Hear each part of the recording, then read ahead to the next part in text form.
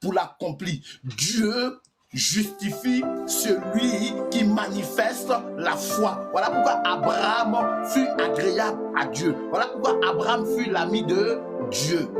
On dit ami de Dieu. Abraham fut l'ami de Dieu.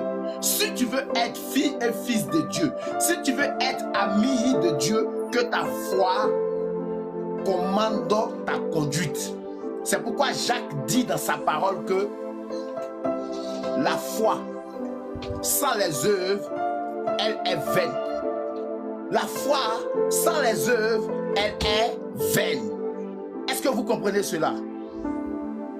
La foi sans les œuvres sont vaines. Je suis venu te dire, c'est pas dit sur ta bouche seulement que tu es en Jésus. Hey, Seigneur, les gens sont là et disent, je suis en Jésus. Mais est-ce que tu vois l'état de ta foi?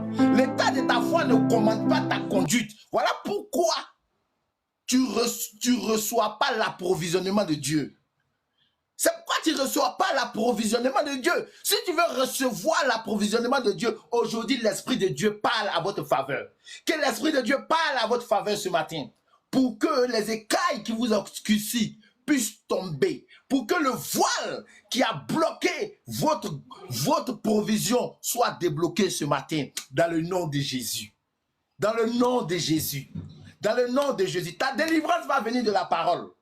Je te dis, ta délivrance viendra de la parole. Ta délivrance ne viendra pas d'une vision. Non, c'est la parole qui va te délivrer. Parce que la foi, si tu comprends la dimension de la foi, tu ne vas pas laisser te manipuler par les choses du monde. Non, quand Hébreu 11 explique, elle explique comment la foi se manifeste. Mais tu dois comprendre que l'explication de la foi, ça doit se mettre en exécution.